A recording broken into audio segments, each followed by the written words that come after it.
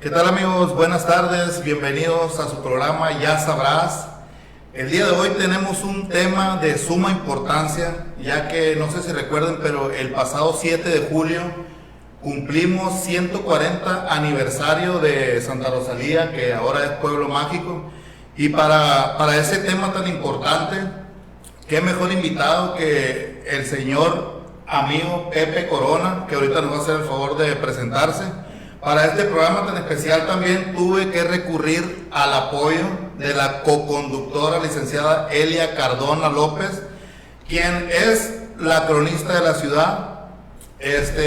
Primero que nada, pues el agradecimiento a la presidenta licenciada Edith Aguilar Villavicencio por el espacio, por el apoyo que nos brinda siempre cada programa. Un saludo para el equipo de Ya Sabrás, todo el equipo de Juventud, Leslie, que está con todo ahorita en la ausencia de mi amigo Pablito. Primero que nada, bienvenida, licenciada. Muchísimas gracias, Manuel Salvador, conocido como Meño, por invitarme nuevamente. Es mi segundo programa y estoy muy contenta, pero sobre todo porque está una persona que tiene mucha experiencia, historia, anécdotas y tanto que contarnos que es precisamente don Pepe Corona. Bienvenido, don Pepe, y mil gracias por estar con nosotros. Pues muchas gracias. Aquí vamos a tratar de cumplir con lo que ustedes piensan de mí y me da mucho gusto de haber venido. Más que lo que pensamos es lo que ya estamos seguros, porque lo hemos visto, lo hemos vivido. Usted nos ha enseñado muchísimo en el tiempo que estuvimos yendo a molestarlo con los recorridos ahí en la fundición. Entonces por eso sabemos del conocimiento tan grande que tiene. Pues si nos hace el favor de presentarse primero su nombre completo, familia de cuántos hijos tiene, si tiene esposa, hijos, nombres, por favor. Bueno, yo me llamo José Rubén Corona Robles. Nací en un pueblito que ya no existe, se llama Purgatorio, en 1937. Tengo 88 años. Y estoy casado, mi esposa, Normalicia Mesa Moreno, y tuve 4 hijos, que desgraciadamente perdí al mayor de ellos hace 3 años. Y difícilmente se puede uno aceptar eso, ¿no? Pero son las cosas de la vida y el mundo sigue. Y esperemos que todo se normalice con el tiempo y aquí estamos a la orden en lo que uno pueda ayudar y servir. Aquí estamos. Muchas gracias. Lo que lamentamos profundamente su pérdida y pues deseándole que Dios le conceda pronta resignación. Y pues así como dice usted, pues son cosas que no están en nuestras manos, ¿no? Así es. Entonces, pues, si quiere iniciar con la entrevista. Sí, resulta que, bueno, tengo el gusto de conocerlo al igual que tú ya hace tiempo, a don Pepe. Y en una de esas pláticas, ahorita que él comenta que venía de Purgatorio, donde él nació, Sí. ¿Cómo fue esa travesía? Porque se vino toda su familia a vivir a Santa Rosalía, ¿verdad? Mire, yo desciendo de personas que fueron de la Fundación de Santa Rosalía. Mis abuelos fueron de los que se cambiaron de las casitas viejas a las casitas nuevas, por lado de las dos familias. Entonces mis abuelos eran de fuera. De ahí toda mi familia, mis padres nacieron aquí, nosotros nacimos aquí, mis hijos nacieron aquí. Somos netamente Muy bien, de Santa Rosalía. Así es. Por eso tengo algunas cosas que probablemente mucha gente no sepa, ¿no? Pero Totalmente. Probablemente por eso. Sí, nos platicaba que a veces esos cambios se daban y aprovechaban los trenes para hacerlo, que ahí traían sus Sí, cosas. sí, es que los trenes en ese tiempo no había camiones. Así es. Estamos hablando de 1885, los camiones empezaron como en 1900 o poquito antes. Entonces estamos hablando 15 años atrás. Entonces las maquinitas, esas locomotoras como la que está aquí en la entrada del pueblo, eran 9 locomotoras que trajo la empresa. Y esas eran las que hacían todos los acarreos de los minerales y también de las mercancías, de todo lo que traían los barcos. Estaba lleno de vías férreas todo el pueblo. Incluso ahí por la Antonio José Delgado había una vía hasta donde había el Fay Murúa, hasta ahí llegaba, aquí, ahí. Había otra que llegaba hasta atrás de la Progreso, ahí estaba donde daba vuelta. La meramente Villita. Lo que yo conocí como la Villita era atrás de la Copper. Atrás de la Copper. Ahí era la Villita de antes. Después la cambiaron acá. Allá está el taller de los Ramades, pero no, ahí no era la Villita. La Villita era atrás de la Copper. Es un dato que no sabíamos. Ahora digo, son cosas porque uno la edad no le da, yo creo, por eso. Pero sí, las maquinitas eran muy importantes, muy importantes. Vamos a regresar al inicio de las maquinitas, ¿no? Miren, pues como ustedes saben, aquí pues había trenes, que son las maquinitas. Aquí llegaron en 1886, un año después de la fundación de Santa Rosalía, precisamente porque ya el mineral estaba explotándose de manera más, había más cantidad pues, de mineral. Entonces trajeron 3 maquinitas en un principio, ya dice don Pepe que fueron 9, pero las primeras 3 eran de marca Baldwin, se llamaban Búfalo, Toro y Morocco, ¿no? Eran de una empresa que se llamaba La Redonda, precisamente por el circuito que tenían, ¿no? Aquí el detalle era que, pues, hemos leído, ¿no? muchas veces que el funcionamiento de los trenes era bien jalar o empujar de 10 a 15 vagones con alrededor de 6 toneladas de mineral cada uno, ¿no? Pero pues también transportaba personas, las casas también cuando se cambiaban, cuando se mudaban. Pero Pepe, ahora sí que el funcionamiento de la maquinita pues mire, la maquinita esa era un maquinista y un fogonero, y era el que andaban en la máquina, porque la máquina lleva agua y calor. El calor, el fogonero se encargaba de prender el fogón. El fogón estaba en la parte de abajo y el fogonero era el que se encargaba de eso. El maquinista era el que operaba, daba y todo, ¿no? Ajá.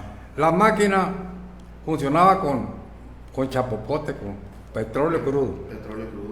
Y llevaba un tanque con agua y la caldera estaba adentro. Entonces ahí mismo el calor del fogón hacía que en la caldera se produciera el vapor, y ese vapor es el que se utilizaba para mover los pistones que movían las ruedas. Eran unos pistones que iban por los lados. Allí de esa manera funcionaban las máquinas. Aparte, tenían un generador, en ese tiempo eran los dinamos. Ajá. Ya no eran alternadores eran dinamos. Las máquinas tienen un dinamo que produce energía eléctrica. También lo mueve una turbina de vapor y se generaban las luces de la máquina. De ahí mismo. Tenían luces las máquinas, tenían al lado y lado. Y aparte de eso tenían un silbato, también de vapor. Todo ese vapor, todo eso lo generaba la misma máquina. La turbina movía un generador que producía la luz. ¿Me entiendes? Y así mismo el silbato también era de vapor también. Y se veía lejísimo. Sí, se escuchaba muy bien.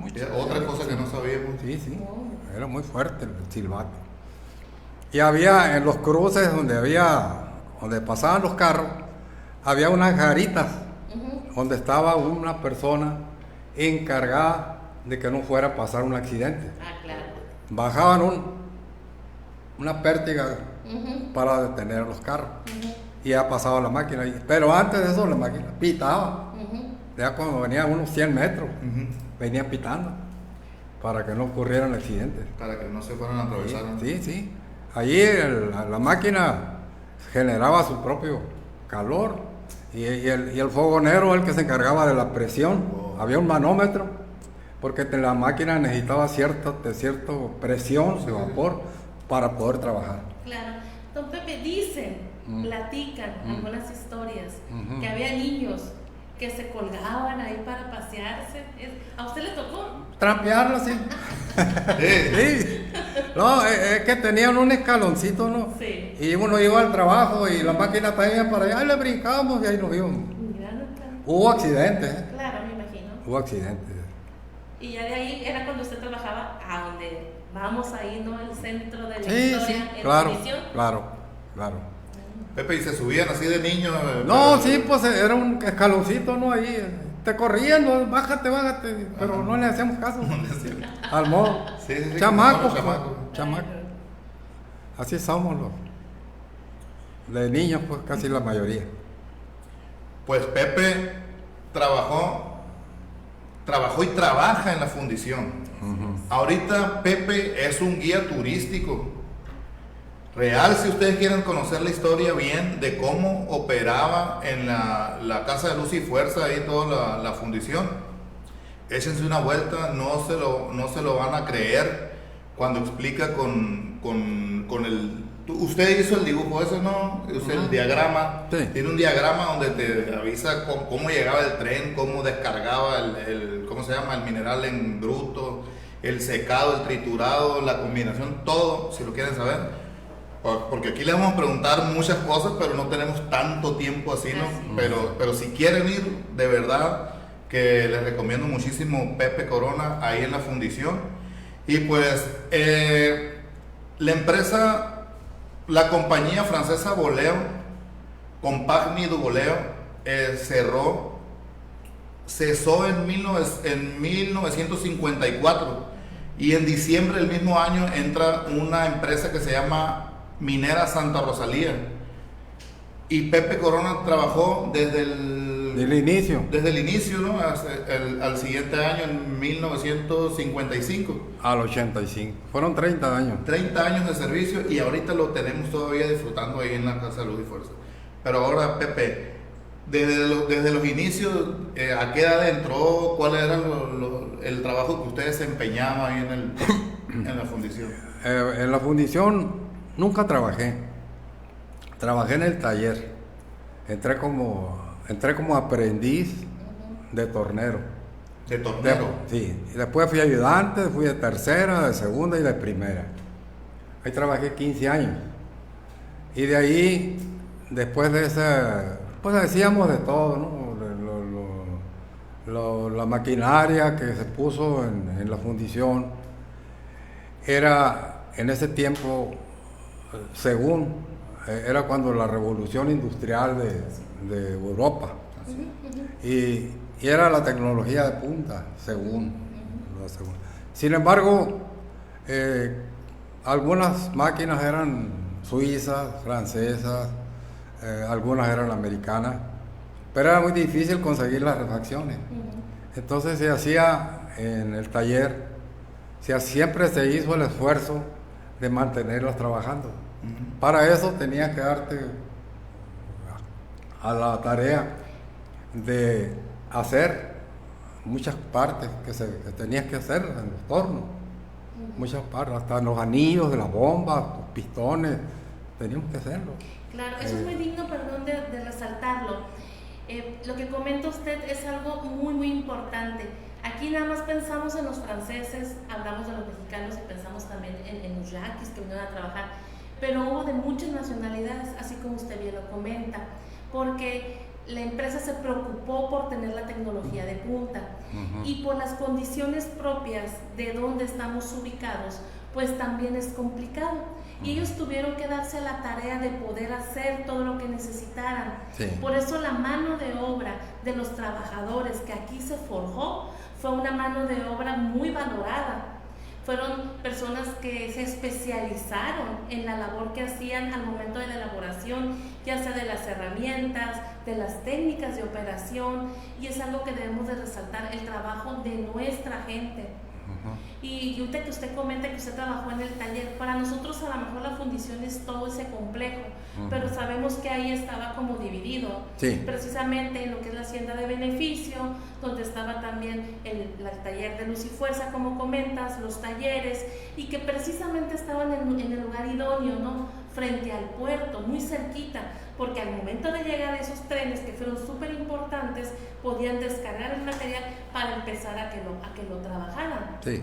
Así es, don Pepe. También nos comentan que hay muchas historias ahí que se han vivido, alguna que usted recuerde, algo que le haya pues influenciado, que le recuerde, que tenga bonitos. Pues yo cuando ya después de que estaba en el taller, me fui más bien me mandaron al servicio eléctrico, en un plan de un nuevo sistema que implantaron la nueva empresa, ¿no? Había que hacer una serie de apuntes y cosas, y entonces el jefe que estaba en el servicio eléctrico no le daba tiempo, pues entonces tenía que alguien que le ayudara, entonces me mandaron a mí. Y así fue como caí ahí, y una de las cosas que nos dio un poco nos vimos un poco afectados fue el cambio del sistema eléctrico, que antes lo daba una turbina muy antigua que generaba electricidad a 42 ciclos. Entonces, en la casa de fuerza de la LPF, allá a 2 kilómetros del pueblo, había unas plantas que generaban 60 ciclos. Entonces se bajó la velocidad de la máquina para generar 50, para poder utilizarlo con los motores de 42, y que nos dieron mucha batalla. Batallamos mucho por las velocidades. Hubo que cambiar algunas poleas, hubo que cambiar muchas cosas, removinar algunas partes en los frenos de los motores, porque no es igual, el ciclaje es diferente. Así es. Entonces nos vimos un poco apurados ahí, pero logramos salir. Así fue como fue una cosa que pasó en el tiempo que yo estuve ahí, pero poco a poco y empezamos batallando, pero lo logramos. Pepe, hoy pues los tiempos han cambiado demasiado, ¿no? En cuanto a la juventud y muchas cosas pues han cambiado. Claro. En los tiempos de antes, me comenta usted que entró, ¿a qué edad entró a trabajar usted? Pues yo empecé a trabajar desde los 13 años. Fíjese, ahorita... Trabajaba de día y en la noche iba a la secundaria nocturna. Salía a las 10 de la noche de la secundaria. Era nocturna. ¿Pero dónde estaba ubicada? Ahí donde está el Palacio Municipal. La escuela se llamaba Leona Vicario, artículo 123. La secundaria se llamaba secundaria por cooperación número 9. No les pagaban a los maestros. Los maestros daban clases con el fin de que abrieran una secundaria oficial. Y eran muy buenos. ¿Y eso fue la que se llamó así? A secundaria por cooperación número 9. ¿Eso fue primero entonces? Pero a nivel secundario, recuerda que primero estuvo la primaria y luego fueron ascendiendo los niveles educativos. Sí. Pero... Yo cursé la primaria en San Luciano. En San Luciano viví yo. Yo viví los 6 años de la primaria, los viví en San Luciano. Y aquí vine a secundaria. Muy bien. Y empecé a trabajar, ahí donde está la pasadita, era una librería. Ahí empecé yo. De ahí me cambié a otro, al mayoreo, de ahí fui a dar a la compañía minera del ingeniero Quintanilla, del infierno. ¿Todo eso con qué edad? Tenía yo pues de los 13, 14, 15 hasta los 17. Y de ahí nos fuimos a Guaymas. Volví, y cuando volví fue donde entré al taller. Ah, muy bien. Y ahí fue donde aplicó lo que aprendió con sus maestros de secundaria. También que fiaba su trabajo. Pues no precisamente, porque Pues, en la escuela le enseñan otras cosas a uno, ¿no? Pero que le sirven. Sí, no, pero le comentaba por la anécdota que nos platicó de que cómo cortaba la semana y que había unos días que la empresa... Ah, bueno, pero ese era el sistema de la De empresa, pago. de la empresa de pago. Cortaban la semana, me parece que el miércoles, Ajá, y quedaba jueves, viernes y sábado para la otra semana. para la otra semana. Ajá. Hacía así en esa forma. Quedaba pendiente el pago. Quedaba pendiente ese pago. ¿Viste? Así era. Quedó pendiente. Y no- Sí, pues por eso le digo igual que como... Sí, pero todo el tiempo nos pagaban bien, digo, Qué bueno. nunca hubo problema por eso. Pero sí, cuando nos faltaba, por ejemplo, tiempo extra, y había un muchacho ahí muy ocurrente. Dice, después de que les trabajamos de fiado, nos pagan en abonos. así. De pagar. Sí. Pepe, ahorita que estaba comentando que usted fue a la escuela primaria en San Luciano. En San Luciano. ¿Cómo era la vida en San Luciano en aquellos? Pues en aquellos había tiempos? dos escuelas. En una escuela estaban más primero y segundo año, porque había pura gente joven allá. Los papás de nosotros estaban jóvenes, pura gente joven. Entonces había muchos chamacadas de primero y de segundo año. Y en los otros salones ya no. Ah, ok. Pero primero y segundo, ahí fue. Y había de todo ahí. Sí. Sí. Normal, una escuela normal. Muy bien. Me refiero en el pueblo. así que- Había un sistema en las escuelas antes de banderines. El banderín de ahorro, el banderín de aseo, el banderín de puntualidad, el banderín de... Entonces era una motivación para el pueblo, para el grupo, tener un banderín. Ah, mire. ¿Me entiendes? Que nos ganaron los de tercero, que lo tienen los de sexto. ¿Me entiendes? Había ahorro también, ¿no? De Ajá. ahorro. Eran banderines. Era una motivación Claro. que ahora, no sé, pero no se hace, ¿no? No, ya no. Sí. No se hace. En ese tiempo sí se hacía. Yo creo que era una de las cosas buenas que se perdió. Allí además de la escuela también había iglesia, había No, cantina. cantina había- sí, esa sí nos falta. No, eso que No, no y- falta, qué pero bueno. ya- Iglesia no, en San Luciano no había iglesia, pero cantina sí había. Y billar también había. Pero yo estaba muy niño, ¿no? Yo no, en ese tiempo pues no. Todavía no te dejaban entrar, Pepe. No, pero sí, en la mina sí iba mucho, Ajá. me daba cuenta de cómo funcionaba ahí lo que se miraba, pues, y las pláticas de los mineros, pues también, oía uno algunas cosas. Después voy a leer aquí a ver si hay una preguntita.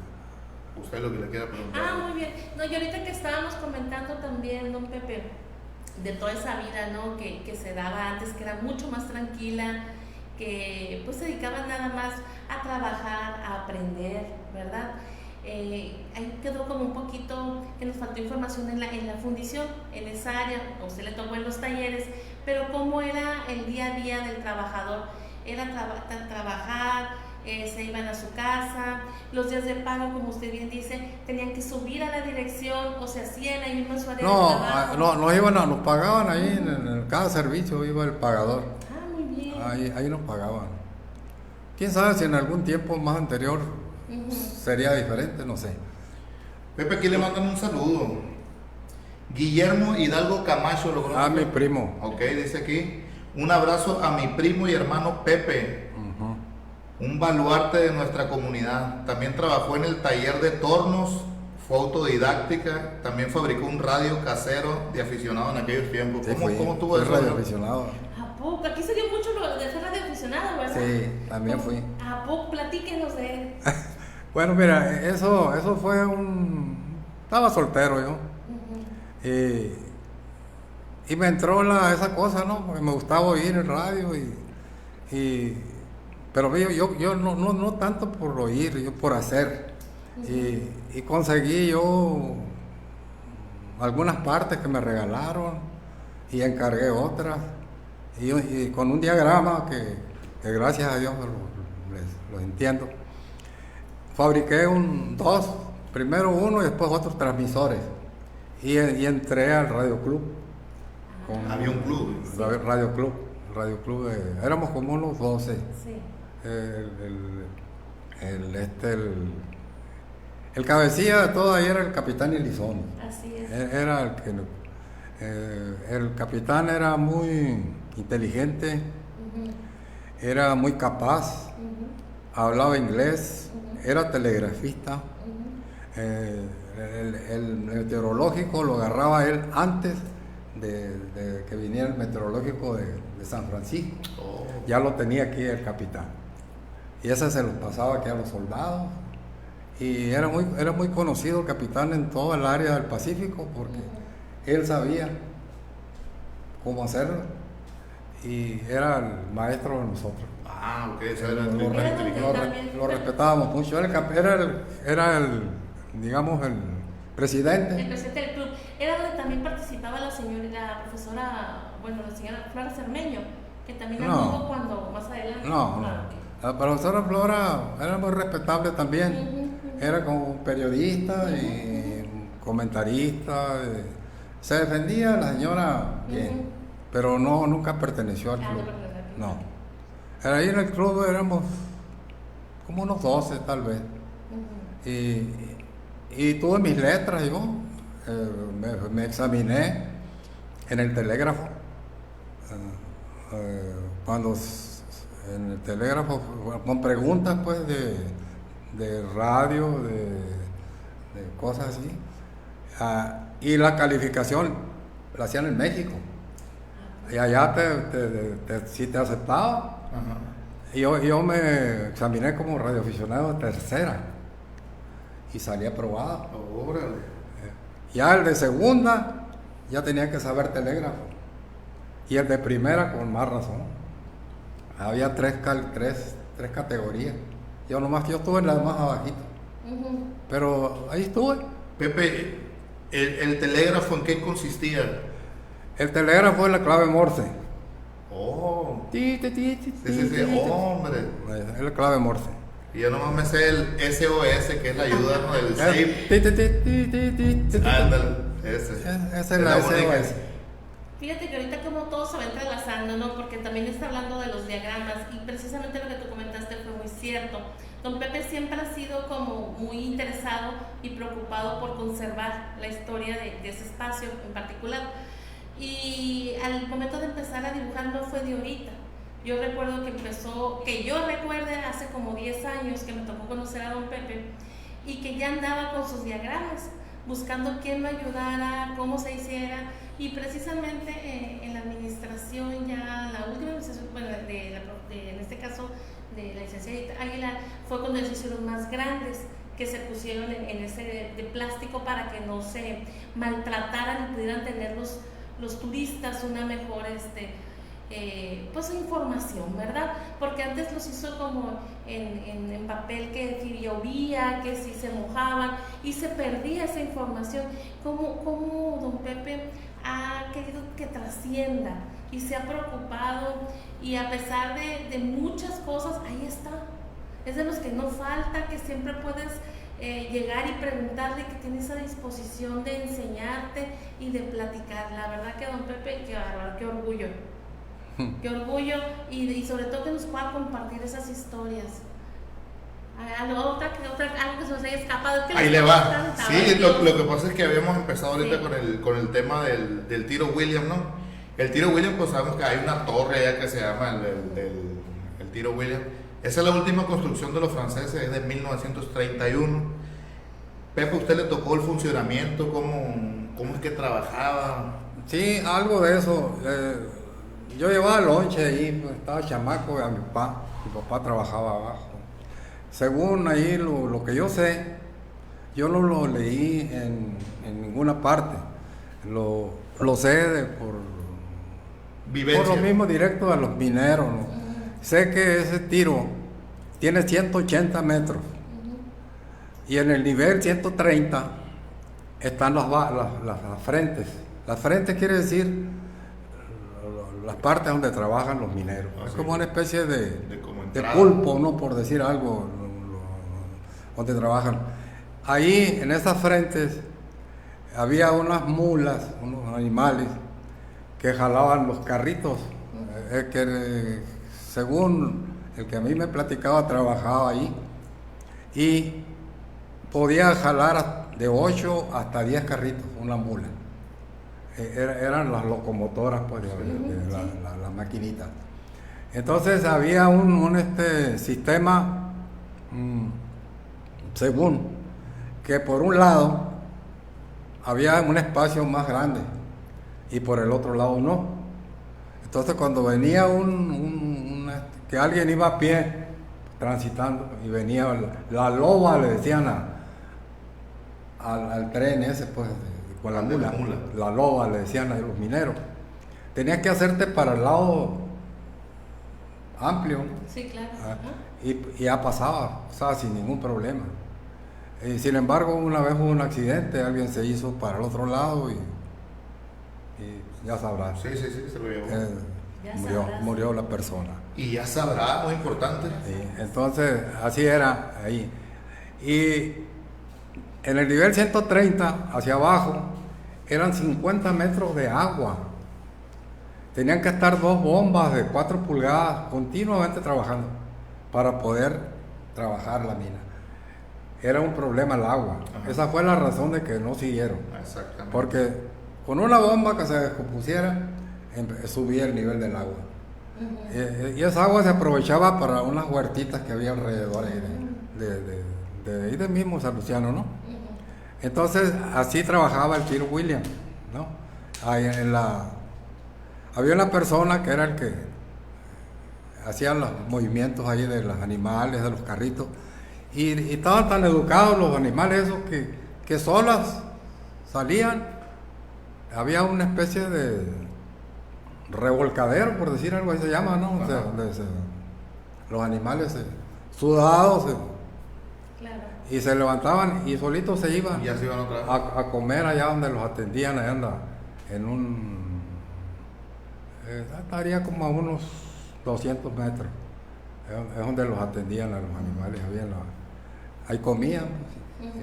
Y otro día también regresaban al trabajo como si fueran personas, estaban educados ya.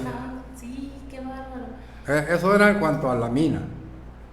En cuanto a las canastillas, pues era el otro sistema que había aquí en Ranchería. Había unos donques con unos cables. El donque que se movía aquí en Ranchería es el que movía el cable motriz. Eran 2 cables. El cable riel por donde rodaba la canastilla y el cable motriz estaba más abajo. Entonces lo que hacía normalmente aquí el operador era vaciar la canastilla con el metal a la tolva, volverlo a regresar, era una horquilla que ponía y empujaba la canastilla. Entonces la canastilla tenía un brazo. Al pasar ese brazo por una leva, la leva es algo que hace que el brazo se funcione. Al pasar por la leva, la canastilla se agarraba del cable motriz y ya se la llevaba. Al llegar aquí a Santa Rosa, bueno, a San Luciano, por decir algo, pasaba una leva al revés para que se soltara. Entonces ya la llenaban, ponían la horquilla y la empujaban. Y así. Había unas torres cada 50 metros. No sé cuántas canastillas serían, pero eran muchas. Aproximadamente eran de 1 tonelada de mineral. Eran 115 canastillas. Bueno. Precisamente le acabas de preguntar aquí eso antes de que usted comentara. No, eso sí no sabía. Decía que ¿Quién nos comentó? Linda Torres. Saludos para Linda. Saludos a nuestra amiga Linda. Dice: hola, buenas tardes. Pregúntale si le tocaron las canastillas y cuál era la función la que estas desempeñaban. Saludos a Pepe de su vecina Linda Torres. Ahí está la respuesta de Pepe, sí. Eran 115 canastillas que podían transportar alrededor de 800 kilogramos de una tonelada más o menos. material, ¿sí, no? Pues qué interesante el tema, el conocimiento que tiene Pepe. La verdad que me he quedado impresionado porque sabía muchísimas cosas, pero de las cosas que nosotros todavía no conocemos, que sea y tan rápido pues. Claro, y otra cosa, no nada más eso, niño, te voy a presumir. Don Pepe se le puede considerar un guardián de la historia, pero por supuesto, porque aparte Don Pepe tiene un tesoro. Tiene un libro con todas las firmas de gente que nos ha visitado de muchas partes del mundo, ¿verdad, Don Pepe? Y él lo resguarda. Y la verdad que ese gran respeto que tiene por su trabajo de conservarlo y de saber y de mostrar a esa gente que viene. ¿De qué países, Don Pepe, nos han visitado? Pues han venido hasta de Australia. Sí. De Alaska, de Francia, de España, de todas partes. Una vez vino una persona de Bélgica y la llevé yo a que viera la estructura de la fundición. Pues. Sí. La hicieron en Bélgica. Sí. Ahí dice todavía en las piernas, ahí dice Bélgica. Ahí viene el nombre de la compañía. Y la llevé yo para que viera ahí. O sea, la fundición fue histórica en muchos sentidos porque todo eso, ese material, todos esos fierros, todo eso que se ve ahí, los trajeron una compañía de barcos veleros alemanes, que era una empresa muy famosa, y estuvieron acarreando tantas cosas desde 1885, como unos 15 años yo creo que tardó, o tal vez 10 años, no sé, tengo la fecha, es que para poder formar la fundición. Las berlinas. Y hay una historia ahí que es así, no sé si estará en los libros, pero se ha venido transmitiendo de generación en generación. En ese tiempo las barcas esas alemanas, no sé qué tantas serían, pero eran muchas. Y los franceses que había aquí también eran muchos. Me ha tocado oír que hablan que el primer parte donde se jugó fútbol fue en Pachuca, Pachuca Hidalgo, y fue en 1900. Y aquí se jugó antes, porque hacían equipo los franceses contra los alemanes. Imagínate. Ya completaban con el mexicano. Sí. Que fue antes de 1900. Claro. Entonces, es creíble, ¿no? Pienso yo que sí puede ser. ¿En la masa Francia? No sé dónde jugarían, ¿no? Pero los franceses eran muchos y los alemanes también. Sí, yo sí había leído eso. Y pienso yo que Híjole. puede ser. Nos va a faltar tiempo para tantas historias, nos faltó hablar de la cápsula del tiempo que dicen que hay por ahí. Nos va a faltar tiempo para hablar de muchas cosas. Bueno, hay otro detalle, ¿no? Que también quisiera, ya que estoy aquí. Ya estamos aquí, échale. Si la ley no tiene nada que hacer, vamos a darle. Ahí me platicó un doctor que en México hay un lugar donde puede toda la historia del boleo, ahí está. Sí, No sé en qué parte será, pero ahí está. Entonces ellos fueron, por la cuestión de las medicinas, fueron a dar ahí. Y se encontraron con que en ese tiempo hubo un francés que se llamó Louis Pasteur, que fue el que descubrió el suero antirrábico. Si saben, ¿no? Ese señor fue en el tiempo de empresa, pues. Entonces, dice ahí, en el informe de boleo, que en Santa Rosalía fue donde se aplicó por primera vez el suero antirrábico en México, porque era paisano de ellos, Louis Pasteur. Es impresionante, ¿verdad? Ese legado que tenemos, ¿no? En medicina.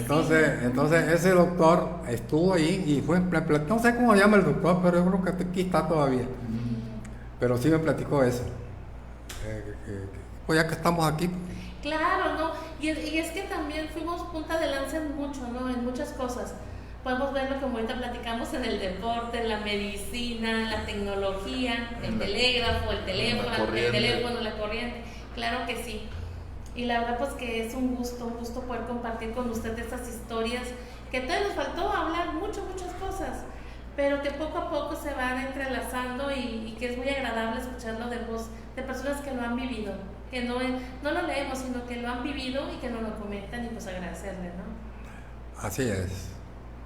Palomilla, les vamos a dejar con nosotros las redes sociales ahí en pantalla, se les va a compartir nuestra compañera Leslie.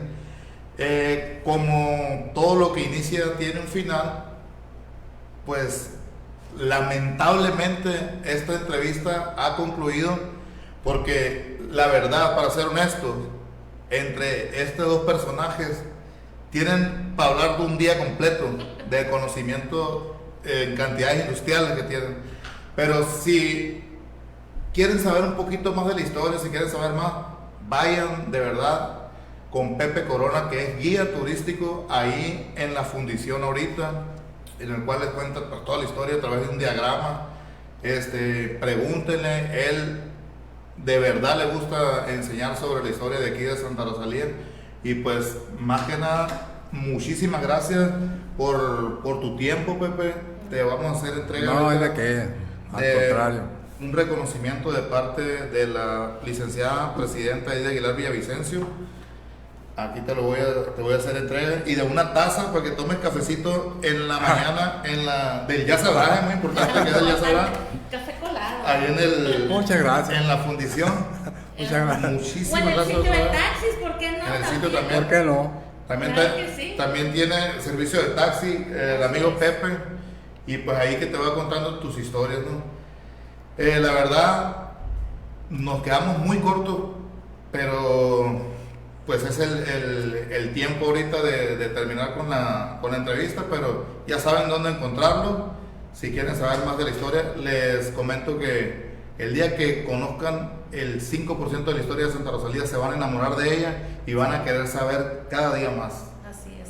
Bueno, pues licenciada, muchísimas gracias por su cooperación, por su ayuda tan valiosa, y Pepe por su conocimiento y por Gracias su a ustedes. Muchísimas gracias, y aprovecho para una invitación el próximo lunes, de lunes a viernes, esta semana del 21 al 25, vamos a tener una actividad para niños de 6 a 12 años, aquí en la dirección del Cronista, de 9 a 11 de la mañana, 6 a 12 años, y se van a divertir y aprender un poquito de nuestra gran historia que tenemos, 140 años de historia que tenemos que festejar todo este año y los que siguen. Muchísimas gracias por la invitación. Muchísimas gracias. Gracias.